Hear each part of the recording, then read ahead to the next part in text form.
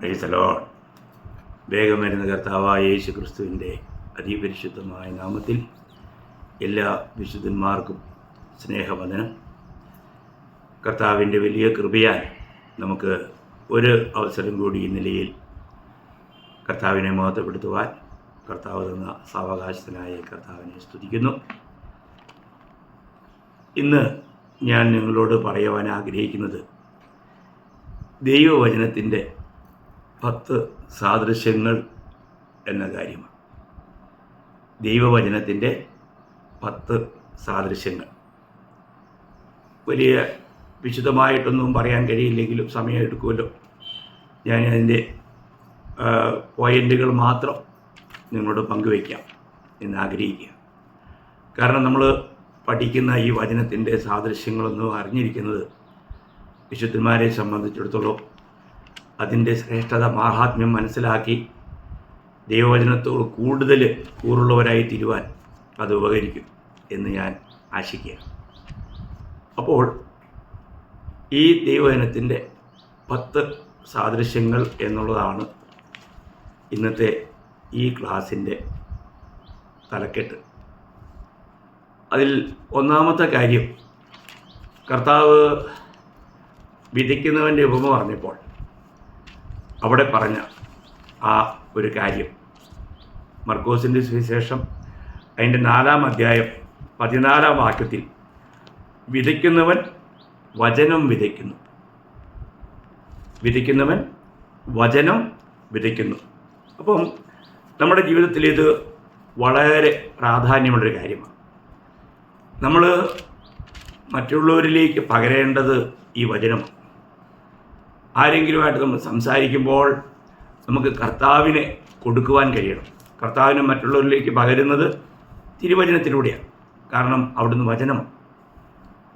അപ്പം നമ്മളൊരു വ്യക്തിക്ക് വചനം കൊടുക്കുമ്പോൾ അവർക്ക് ലഭിക്കുന്നത് ജീവനും ആത്മാവുമാണ്. കാരണം യോഹന്നാൻ 6:63 കർത്താവ് പറഞ്ഞല്ലോ, ഞാൻ നിങ്ങളോട് സംസാരിച്ച വചനം ആത്മാവും ജീവനുമാകുന്നു.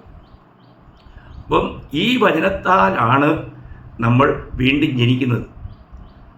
അപ്പോൾ ഒരു വ്യക്തിക്ക് യഥാർത്ഥത്തിൽ വീണ്ടും ജനിക്കണമെങ്കിൽ എന്താണ്? അവർക്ക് വചനം കേൾക്കണം. കാരണം വചന കേൾവിയിലാണ് വിശ്വാസം ഉണ്ടാകുന്നത്. വിശ്വാസം വരുമ്പോഴാണ് അവർ കർത്താവിനെ സ്വീകരിക്കാനിടയാകുന്നത്. ഇതിനെല്ലാം കാരണം വചനമാണ്. കാരണം നമ്മൾ 1 പത്രോസ് 1-ാം അധ്യായം 23-ാം വാക്യത്തിൽ വായിക്കുന്നത്, കെടുന്ന ബീജത്താലല്ല, കെടാത്തതിനാൽ ജീവനുള്ളതും നിലനിൽക്കുന്നതുമായ ദൈവവചനത്താൽ തന്നെ നിങ്ങൾ വീണ്ടും ജനിച്ചിരിക്കുന്നു.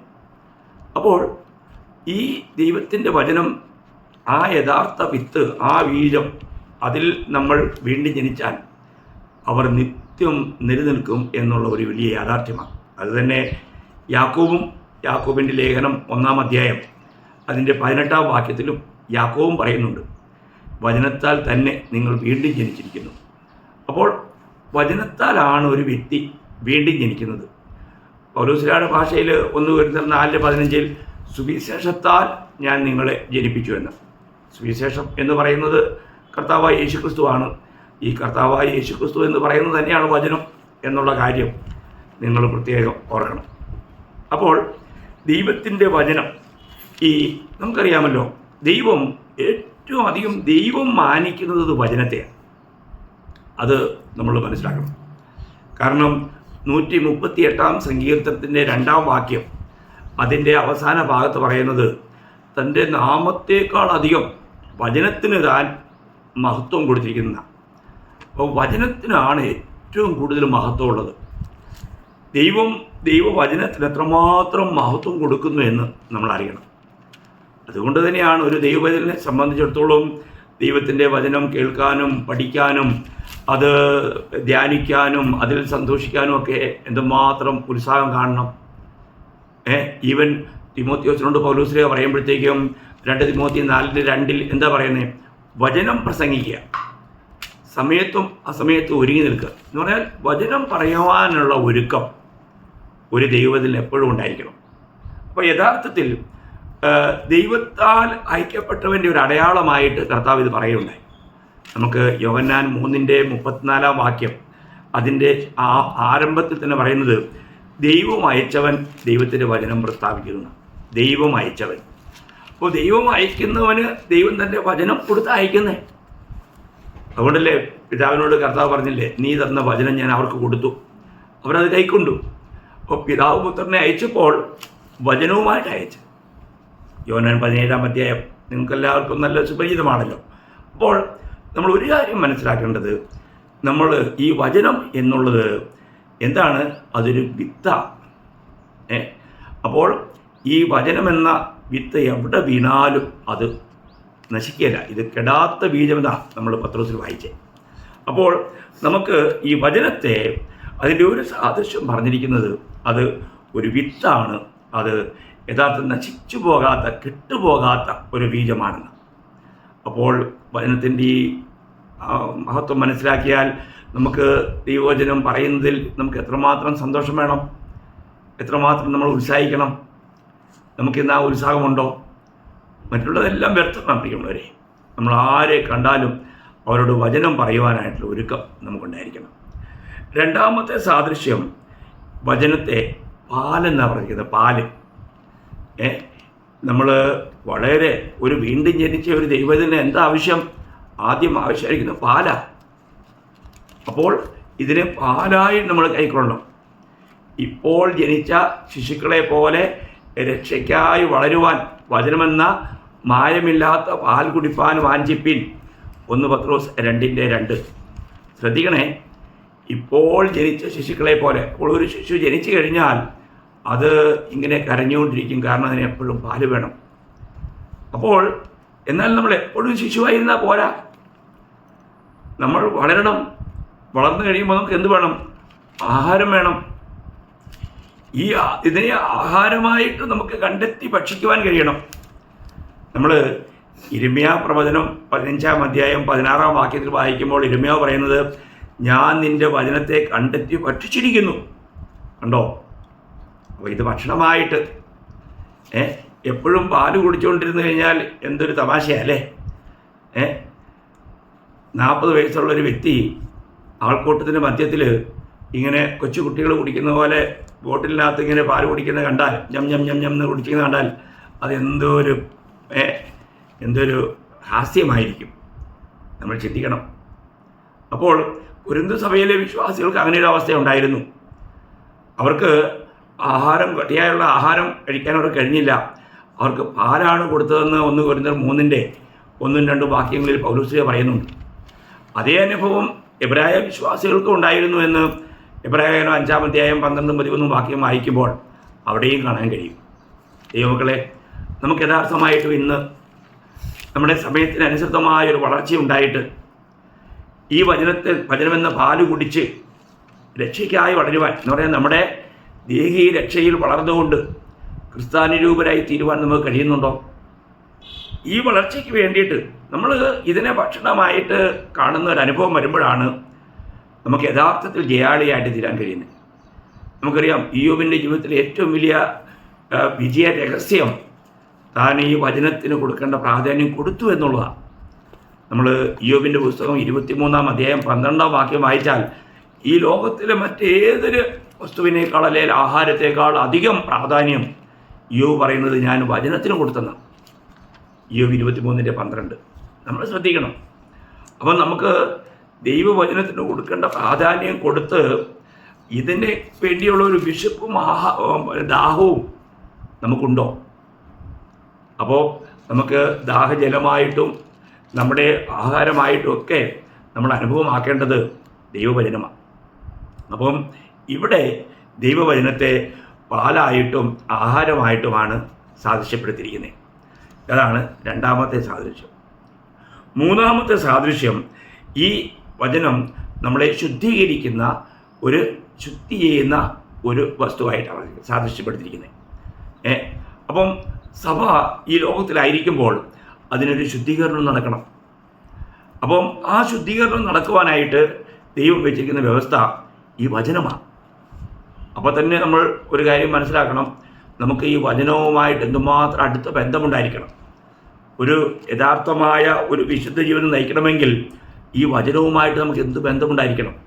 കാരണം സഭയോടുള്ള ബന്ധത്തിൽ പൗലോസ് ലേഖനത്തിൽ 5-ാം അധ്യായം 26, 27 വാക്യങ്ങൾ നിങ്ങൾക്കറിയാം. സഭയെ കറയും ചുളുക്കമൊന്നും ഇല്ലാതെ അവളെ നിർമ്മലയായി, അവളെ വിശുദ്ധിയായി തൻ്റെ മുമ്പിൽ നിർത്തുവാൻ അതിനുവേണ്ടിയാണ് അവൾക്ക് വേണ്ടി കൊടുത്തത്. എങ്ങനെയാണ്? ഈ വചന എന്ന ജലസ്നാനത്താൽ. നോക്കണം, ഈ വചനമെന്ന ജലസ്നാനത്താൽ. ഈ വചനം നമ്മൾ കേൾക്കും തോറും നമ്മളിൽ ശുദ്ധീകരണ പ്രക്രിയകൾ, അശുദ്ധികൾ മാറി വിശുദ്ധിയിലേക്ക് വളരുന്ന ഒരു വലിയ അനുഭവം നമുക്കുണ്ടാവും. അതുകൊണ്ടല്ലേ കർത്താവ് തന്നെ പറഞ്ഞല്ലോ, യോഹന്നാൻ 15:3, ഞാൻ നിങ്ങളോട് സംസാരിച്ച ഈ വചനങ്ങളാൽ നിങ്ങൾ ശുദ്ധിയുള്ളവരായി തീർന്നു. അപ്പോൾ ഈ വചനത്തിന് നമ്മെ കഴുകുവാൻ കഴിയും, ശുദ്ധീകരിക്കുവാൻ കഴിയും. അത് കർത്താവിൻ്റെ മഹാപുരോഹിത പ്രാർത്ഥനയിൽ യോഹന്നാൻ്റെ സുവിശേഷം 17-ാം അധ്യായം 17-ാം വാക്യത്തിലും അവിടെ കർത്താവ് പിതാവിനോട് പറയുന്നുണ്ട്, സത്യത്താൽ അവരെ വിശുദ്ധീകരിക്കണമേ, നിന്റെ വചനം സത്യം തന്നെ. അപ്പോൾ എല്ലാ ദൈവമക്കൾക്കും ഓരോ ദിവസവും ഈ വചനത്താലുള്ള കഴുകൽ വളരെ അനിവാര്യമായ കാര്യമാണ്. ഈ ലോക ജീവിതയാത്രയിൽ നമുക്കറിയാം, ഒരു ഒരു എന്താ പറയുന്നത്, ജവാൻ അല്ലെങ്കിൽ യുവാവ് അവനെ തന്നെ ശുദ്ധീകരിക്കുന്നത് എങ്ങനെയൊന്ന് ചോദ്യം 119-ാം സങ്കീർത്തനത്തിൻ്റെ 9-ാം വാക്യത്തിലുണ്ട്. ബാലൻ തൻ്റെ നടപ്പിനെ നിർമ്മലമാക്കുന്നത് എങ്ങനെ? നിന്റെ വചനപ്രകാരം അതിനെ സൂക്ഷിക്കുന്നതിനാൽ തന്നെ. അപ്പോൾ ഒരു വ്യക്തിക്ക് നിർമ്മലനായി അല്ലെങ്കിൽ ഒരു വിശുദ്ധനായി ജീവിക്കാൻ കഴിയുന്നത് എങ്ങനെയാണ്? വചനപ്രകാരം അതിനെ സൂക്ഷിക്കുമ്പോൾ. എത്ര വലിയ കാര്യമാണ്! ഈ വചനം നമ്മുടെ ഉള്ളിലുണ്ടെങ്കിൽ, അതിനെക്കുറിച്ച് അതിൻ്റെ 11-ാം വാക്യത്തിൽ വായിക്കുന്നുണ്ട്, 119-11, ഞാൻ നിന്നോട് പാപം ചെയ്യാതിരിക്കേണ്ടതിന് നിന്റെ വചനത്തെ ഹൃദയത്തിൽ സംഗ്രഹിച്ചിരിക്കുന്നു. എത്ര വിലപ്പെട്ട കാര്യമാണ്! ദൈവമക്കൾ ഇത് മനസ്സിലാക്കണം. നമുക്ക് ഇന്ന് നമ്മുടെ ഹൃദയത്തിൽ ഈ ദൈവത്തിൻ്റെ വചനം ധാരാളമായി വസിക്കുന്നുണ്ടോ? ഒരു വിശുദ്ധ ജീവിതത്തിന് അത് അനിവാര്യമാണ്. ഞാൻ നിനക്കെതിരെ പാപം ചെയ്യാതിരിക്കേണ്ടതിന്. അപ്പം ഈ വചനത്താലുള്ള കഴുകൽ നമുക്ക് വളരെ അനിവാര്യമായ കാര്യമാണ്. ഓരോ ദിവസവും നമ്മൾ വചനം ധാരാളമായി കേൾക്കുവാൻ, ആ വചനം വായിക്കുവാൻ, അതിലൂടെ ഒരു ശുദ്ധീകരണം ഓരോ ദിവസവും നടക്കുവാൻ നമുക്കിടയാകുന്നുണ്ടോ? വളരെ വ്യക്തമായിട്ടും നമ്മൾ ഈ കാര്യം മനസ്സിലാക്കണം ദൈവമക്കളെ. ദൈവവചനവുമായിട്ട് നമുക്ക് എത്രമാത്രം കൃത്യമായ ഒരു ഇടപെടലുണ്ടായിരിക്കണം. 4-മത്തെ കാര്യം, ഈ വചനത്തെക്കുറിച്ച് ഞാൻ പറയട്ടെ. ഈ വചനം ആണ് നമ്മുടെ ഈ ലോകയാത്രയിൽ നമുക്ക് പ്രകാശം തരുന്ന വിളക്ക്. ഇത് വിളക്കാണ്. ഈ വെട്ടമില്ലാതെ നമുക്ക് ഈ ലോകയാത്രയിൽ മുമ്പോട്ട് പോകാൻ കഴിയില്ല. കാരണം ഈ ലോകം ഭയങ്കരമായ പാപാന്ധകാരത്തിലാണ്. നമ്മൾ നേരത്തെ അന്ധകാരത്തിലായിരുന്നു, നമ്മളെ അത്ഭുത പ്രകാശത്തിലേക്ക് ദൈവം കൊണ്ടുവന്നു. അപ്പം ഈ അത്ഭുത പ്രകാശമായിരിക്കുന്ന ആ ഒരു അനുഭവം നമുക്ക് ഉണ്ടാക്കി തരുന്നത് ദൈവവചനമാണ്. അതുകൊണ്ടാണ് 119-ാം സങ്കീർത്തനത്തിൻ്റെ 105-ാം വാക്യത്തിൽ നിന്റെ വചനം എൻ്റെ കാലിന് ദീപവും പാതയ്ക്ക് പ്രകാശവുമാകുന്നു എന്ന് പറഞ്ഞിരിക്കുന്നത്. അപ്പോൾ ഈ വചനത്തെ എന്തിനോടാണ് ഉപമിച്ചിരിക്കുന്നത്? ഒരു വെളിച്ചം തരുന്ന വിളക്കിനോട്. മനസ്സിലാക്കണം. അപ്പോൾ ഈ വചനമാണ് നമുക്ക് യഥാർത്ഥമായിരിക്കുന്ന ആ വെളിച്ചം തരുന്നത്. അപ്പോൾ 4-മത്തെ കാര്യം, ഈ ദൈവത്തിൻ്റെ വചനം അത് വിളക്കാകുന്നു എന്നുള്ളതാണ്. 5-മത്തെ കാര്യം പിന്നെ ഇത് ആത്മാവിൻ്റെ വാളാകുന്നു എന്നുള്ളത്. ആത്മാവിൻ്റെ വാൾ. നോക്കുക, നമ്മൾ ഇന്ന് യുദ്ധക്കളത്തിലാണ്. നമ്മൾ യുദ്ധക്കളത്തിൽ നിൽക്കുമ്പോൾ ദൈവവചനം എന്ന ആത്മാവിൻ്റെ വാൾ കൈക്കൊള്ളാനാണ് പറഞ്ഞിരിക്കുന്നത്. എഫേസ്യ ലേഖനം 6-ാം അധ്യായം 17-ാം വാക്യത്തിൽ നോക്കുക. ഈ വാൾ ഇന്ന് നമ്മുടെ കൈവശമുണ്ടോ?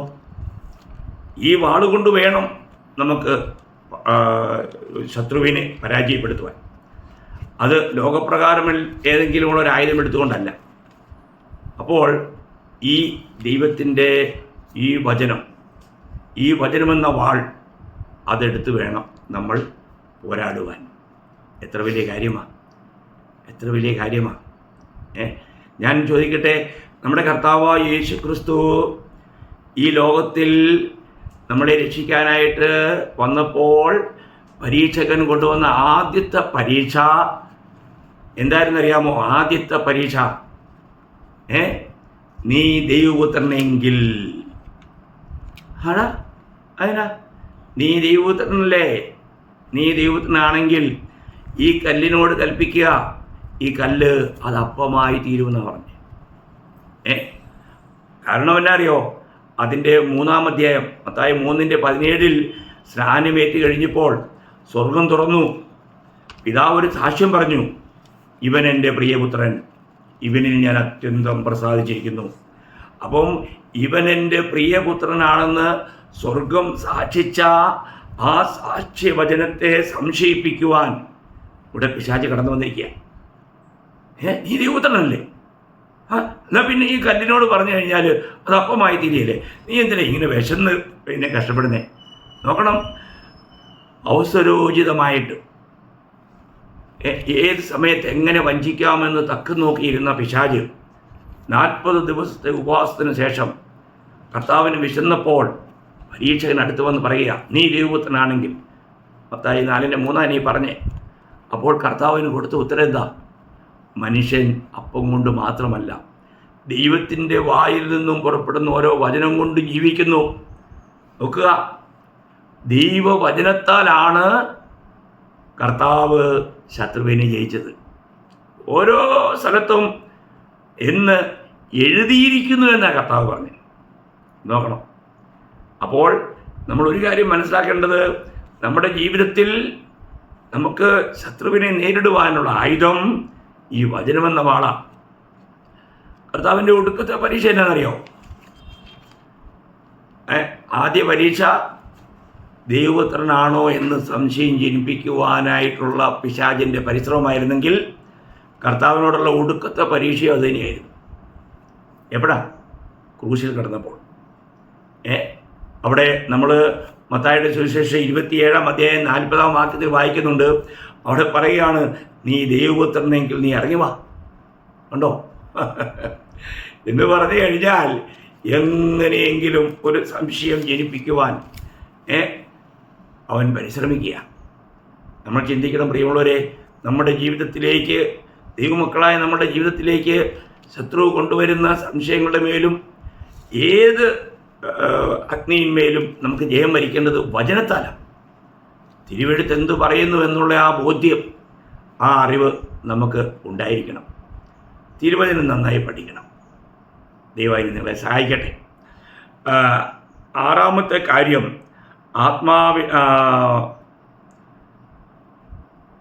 ദഹിപ്പിക്കുന്ന അഗ്നിയും. അത് ആക്ച്വലി അത് രണ്ടായിട്ടാണ്. ഒന്ന് ദഹിപ്പിക്കുന്ന അഗ്നി, 7-ാമത്തെ കാര്യമായിട്ട് തകർക്കുന്ന ചുറ്റിക. ഇത് രണ്ടും യിരെമ്യാ പ്രവചനം 23-ാം അധ്യായത്തിൻ്റെ 29-ാം വാക്യത്തിലുണ്ട്. അപ്പോൾ ഒന്ന് അഗ്നിയായിട്ടും 2 ചുറ്റികയായിട്ടുമാണ് സാദൃശ്യപ്പെടുത്തിയിരിക്കുന്നത്. അപ്പോൾ നമുക്കറിയാം, അഗ്നി എന്ത് ചെയ്യുന്നു? ആവശ്യമില്ലാത്തതിനെല്ലാം ദഹിപ്പിച്ച് കളയുന്നു. ചുറ്റിക എന്ത് ചെയ്യുന്നു? രൂപമില്ലാത്തതിനെയൊക്കെ രൂപപ്പെടുത്തുന്നു. അപ്പോൾ ഈ വചനം ഈ 2 പ്രക്രിയയും ചെയ്യുന്നുണ്ട്. അപ്പോൾ മനസ്സിലാക്കണം, നമ്മൾ പിന്നെ ഇതിവിടെ 2 കാര്യം പറഞ്ഞിരിക്കുന്നത്. ഒന്ന് അത് ദഹിപ്പിക്കുന്ന അഗ്നിയാണ്, 2 അത് തകർക്കുന്ന ചുറ്റികയാണ്. അപ്പോൾ 7 കാര്യങ്ങളായി നിൽക്കുക. അപ്പോൾ നമ്മൾ വളരെ വ്യക്തമായിട്ട് മനസ്സിലാക്കേണ്ട ഓരോ കാര്യങ്ങളാണ്. അഗ്നിയാണ്, അത് ചുറ്റികയാണ്. അപ്പോൾ 8-ാമത്തെ കാര്യം അതിനെക്കുറിച്ച് പറഞ്ഞിരിക്കുന്നത്, ദൈവത്തിൻ്റെ വചനം തേനിനും നല്ലതെന്ന്. ഈ ലോകത്ത് ലഭിക്കാവുന്ന ഏറ്റവും ശ്രേഷ്ഠമായ സമീകൃതമായിരിക്കുന്ന ഒന്നാണ് തേൻ എന്നുള്ളത്. ഏത് രോഗിക്കും തേൻ ആസ്വദിച്ചാൽ കുഴപ്പമില്ല, അധികമാകാൻ പാടില്ലെന്ന് മാത്രം. തേൻ, അപ്പം ദൈവത്തിൻ്റെ വചനം തേനിലും നല്ലതെന്നാണ് 119-ന്റെ 103-ാം വാക്യത്തിൽ നമ്മൾ വായിക്കുന്നത്. അപ്പോൾ നല്ലതല്ലേ നമ്മൾ ആഗ്രഹിക്കേണ്ടത്. അപ്പോൾ എന്താണ് ഏറ്റവും നല്ലത്? ദൈവത്തിൻ്റെ വചനം. ദൈവത്തിൻ്റെ വചനം തേനിലും നല്ലത്. അപ്പോൾ ഇതിനേക്കാൾ നമുക്ക് ആസ്വദിക്കാൻ പറ്റിയ മറ്റൊന്നില്ല. നമുക്ക് ഏതൊരവസ്ഥയിലും ഏറ്റവും ആസ്വാദ്യമായ ഒന്നുണ്ടെങ്കിൽ അത് തിരുവചനമാണ്. എത്ര ശ്രേഷ്ഠമായ ഒരു കാര്യമാണ് ഇവിടെ. അങ്ങനെ ആസ്വദിക്കാൻ നമുക്ക് കഴിയുന്നുണ്ടോ? നമ്മുടെ ദുഃഖവേളയിലാണെങ്കിലും ഏത് പരിസ്ഥിതിയിലാണെങ്കിലും, പ്രതികൂലത്തിലോ കഷ്ടത്തിലോ നിരാശയിലോ, അവിടെയെല്ലാം നമുക്ക് വളരെ സന്തോഷം പ്രദാനം ചെയ്യുന്നൊരു കാര്യമാണ് ദൈവത്തിൻ്റെ വചനം. ഏറ്റവും നല്ലത് ഈ ദൈവവചനം എവിടെ എത്തിയിട്ടുണ്ടോ അവിടെയെല്ലാം വെളിച്ചമുണ്ടായിട്ടുണ്ട്, സന്തോഷമുണ്ടായിട്ടുണ്ട്. അപ്പോൾ ഈ വചനം തേനിലും നല്ലത്. 9 നമ്മളിപ്പോൾ കാണുന്നത് അത് പൊന്നിലും വിലയേറിയതെന്ന്. പൊന്നിലും വിലയേറിയത് നമ്മൾ നോക്കണം. 119 സങ്കീർത്തനം 127, 19 സങ്കീർത്തനം 10 വാക്യം. അപ്പോൾ ഈ ലോകത്തിലെ ആൾക്കാർ പൊന്നിൻ്റെ പിന്നാലെ എത്രമാത്രം ഓടുകയാണ്. ഇന്ന് തിരുവചനം പറയുന്നത് ഇത് പൊന്നിനേക്കാളും വിലയേറിയ, മുത്തുകളേക്കാളെല്ലാം വിലയേറിയതാണ്. ഇതിന് തക്ക വിലയുള്ളതായിട്ട് ലോകത്തൊന്നുമില്ല. ഏറ്റവും വിലയേറിയതാണ് അത്. പക്ഷേ എല്ലാവർക്കും അതിനെക്കുറിച്ച് അറിവില്ല എന്നുള്ളതാണ് സത്യം. അങ്ങനെയാണെങ്കിൽ ഈ ദൈവത്തിൻ്റെ വചനത്തെ നമ്മൾ എത്രമാത്രം ആഗ്രഹിക്കണം. ഇത്രമാത്രം വിലയേറിയ ഈ വചനം നമുക്ക് ലഭിക്കുമ്പോൾ നമ്മളിതിനെ വിലയേറിയതായി കാണുന്നുണ്ടോ? വളരെ വിലപ്പെട്ട കാര്യമാണ് ദൈവമക്കളെ. അത് പൊന്നിലും വെള്ളിയിലും അല്ല, മറ്റ് മുത്തുകളിലും എല്ലാം വിലയേറിയതായിട്ടാണ് തിരുവചനം പറയുന്നത്. അതിൻ്റെ 10ാമത്തെ കാര്യം കൂടെ ഞാൻ പറഞ്ഞോട്ടെ. ഈ വചനം ഒരു കണ്ണാടിയാണ്. ഈ വചനം ഒരു കണ്ണാടിയാണ്. അതിൻ്റെ സാദൃശ്യങ്ങൾ നമ്മൾ മനസ്സിലാക്കണം. നമുക്ക് നമ്മുടെ യഥാർത്ഥമായ രൂപം കാണണമെങ്കിൽ നമ്മളെല്ലാവരും കണ്ണാടി നോക്കുന്നവരാണ്. എന്തിനാ നോക്കുന്നേ? നമ്മളെ ഒന്ന് കാണുവാൻ. നമ്മുടെ ആ പുറം രൂപം മാത്രമേ നമുക്ക് കാണാൻ പറ്റൂ. നമുക്ക് എവിടെയെങ്കിലും കുറവുണ്ടെങ്കിൽ തിരുത്തുവാൻ വേണ്ടിയാണ് നമ്മൾ കണ്ണാടിയിലേക്ക് നോക്കുന്നത്. നമ്മൾ തന്നെ തിരുത്തണം, കണ്ണാടി നമ്മളെ തിരുത്തുന്നില്ല. അപ്പോൾ ദൈവവചനമാകുന്ന ഈ കണ്ണാടിയിലേക്ക് നോക്കുമ്പോൾ ഈ ദൈവവചനം എന്ത് ചെയ്യുന്നു? നമ്മുടെ യഥാർത്ഥ അവസ്ഥ നമുക്ക് കാണിച്ചു തരും. അപ്പോൾ നമുക്ക് എന്ത് ചെയ്യാൻ പറ്റും? നമ്മളെ തിരുത്തുവാൻ കഴിയും. നമുക്ക് എപ്പോഴും തിരുത്തുവാനുള്ളൊരു മനോഭാവത്തോടെ, ദൈവവചനം പറയുന്നത് അനുസരിക്കുവാനുള്ള ഒരു നല്ല സമർപ്പണത്തോടെ വേണം നമ്മൾ ഈ വചനം വായിക്കുവാൻ. വാസ്തവത്തിൽ നമ്മൾ വചനം വായിക്കുകയല്ല, വചനം നമ്മളെ വായിക്കുക. അതാണ് ശരിയായിട്ടുള്ള അനുഭവം. ആ അനുഭവമുള്ളൊരു വ്യക്തിക്ക് ഇത് എപ്പോഴും വളരെ ആസ്വാദ്യകരം തന്നെയായിരിക്കും. അതുകൊണ്ട് നമ്മളെപ്രകാരമുള്ള ഒരു വ്യക്തിയാണ് നമ്മൾ, ദൈവത്തിൻ്റെ ദൃഷ്ടിയിൽ എങ്ങനെയായിരിക്കുന്നു എന്ന് കാണിക്കുന്നത്. ഇത് യാക്കോബ് 1-23 വാക്യമാണ് ഞാൻ നിങ്ങളോട് പറയുന്നത്. ശ്രദ്ധിക്കണേ ദൈവമക്കളെ, എത്ര അനുഗ്രഹിക്കപ്പെട്ട ഒരു കാര്യമാണ് തിരുവചനത്തിൻ്റെ ആ സാദൃശ്യങ്ങൾ. ഈ 10 സാദൃശ്യങ്ങളും അതിൻ്റെ മഹത്വവും നമ്മൾ ശരിയായി മനസ്സിലാക്കണം. അങ്ങനെ മനസ്സിലാക്കി നമ്മൾ ദൈവവചനവുമായി കൂടുതലും, ദൈവത്തിൻ്റെ ദൃഷ്ടിയിൽ പോലും ദൈവവചനത്തിനാണ് തൻ്റെ നാമത്തേക്കാളധികം മഹത്വമെന്ന് പറയുമ്പോൾ നമ്മുടെ ജീവിതത്തിൽ ഈ വചനത്തിന് എത്രമാത്രം സ്ഥാനമുണ്ട്? നമ്മളത് ഒന്നുകൂടെ കാര്യഗൗരവമായി നമ്മൾ മനസ്സിലാക്കി ദൈവവചനവുമായി നമ്മൾ കൂടുതൽ ബന്ധപ്പെട്ടുകൊണ്ടിരുന്നാൽ നമ്മുടെ ജീവിതം എത്ര ധന്യമായി തീരും. അതുകൊണ്ട് ഒരിക്കൽ കൂടി ഞാൻ ആ 10 പോയിന്റുകൾ ഒന്നുകൂടെ പറഞ്ഞോട്ടെ. 1ാമത്തെ കാര്യം, ഈ വചനം അത് വിത്താണ്. അത് നശിച്ചു പോകാത്ത, കെട്ടുപോകാത്ത ഒരു വിത്താണ്. 2ാമത്തെ കാര്യം ഞാൻ പറഞ്ഞ്, അത് നമുക്ക് ആഹാരമായിട്ടും പാലായിട്ടും അല്ലെങ്കിൽ പാനീയമായിട്ടും ആഹാരമായിട്ടും കഴിക്കേണ്ട വസ്തുവാണ് ഈ ദൈവത്തിൻ്റെ വചനം. നമ്മുടെ ആത്മീയ മനുഷ്യൻ പുഷ്ടിപ്പെടുവാൻ ഈ വചനം എന്ന പാല് കുടിക്കണം, ഈ വചനം എന്ന ആഹാരം കഴിക്കണം. എങ്കിൽ മാത്രമേ നമ്മൾ ക്രിസ്ത്യാനിരൂപരായി തീരുകയുള്ളൂ. നമ്മൾ എന്ത് തിന്നുന്നോ നമ്മൾ അങ്ങനെ ആയിത്തീരുമെന്ന്. അങ്ങനെയാണെങ്കിൽ ഈ വചനത്തെ നമുക്ക് അത് വെള്ളമായും അത് നമുക്ക് ആഹാരമായും, എന്തിന് നമ്മുടെ ശ്വാസോച്ഛ്വാസമായിട്ട് പോലും നാം വചനത്തെ അനുഭവിക്കണം, ആസ്വദിക്കണം. അതൊരു ആത്മീയന് കഴിയും. 3ാമത് ഞാൻ നിങ്ങളോട് പറഞ്ഞത്, ഇത് ശുദ്ധീകരിക്കുന്ന ജലമാണ്. നമ്മൾ പാപം നിറഞ്ഞ ഈ ലോകത്തിൽ ജീവിക്കുമ്പോൾ നമുക്കറിയാം, നമ്മളൊരു യാത്ര കഴിഞ്ഞ് വരുമ്പോൾ നമ്മുടെ ഡ്രസ്സെല്ലാം നമ്മൾ വീണ്ടും കഴുകുന്നു. നമ്മുടെ ജീവിതം എപ്പോഴും ഒരു കഴുകലിന് വിധേയപ്പെടണം. ആ കഴുകൽ ഈ വചനത്താലാണ്. ദൈവത്തിൻ്റെ വചനത്താലുള്ള കഴുകൽ, കർത്താവിൻ്റെ യേശുക്രിസ്തുവിൻ്റെ രക്തത്താൽ ഒരിക്കൽ ശുദ്ധീകരിക്കപ്പെട്ട് വിശുദ്ധരായിത്തീർന്ന നാം ഓരോ ദിവസവും ഈ വചനത്താൽ കഴുകൽ പ്രാപിക്കേണ്ടത് വളരെ ആവശ്യം. അങ്ങനെയൊരു അനുഭവം നമ്മൾ ജീവിതത്തിൽ എപ്പോഴും ഉണ്ടായിരിക്കണം. നാലാമതായിട്ട് ഞാൻ പറഞ്ഞത് ഈ വചനം നമ്മുടെ ഒരു വിളക്കാണെന്ന്. ഇരുട്ടിൽ നമുക്ക് എന്ത് വേണം? വെളിച്ചം വേണം യാത്ര ചെയ്യുവാൻ. അപ്പോൾ ഈ ലോക യാത്രയ്ക്ക് നമുക്ക് ഒരേ ഒരു വെളിച്ചം, അത് വചനമാണ്. വചനം എന്ത് പറയുന്നു എന്നുള്ളതിൻ്റെ അടിസ്ഥാനത്തിലായിരിക്കണം നമ്മുടെ യാത്രകൾ.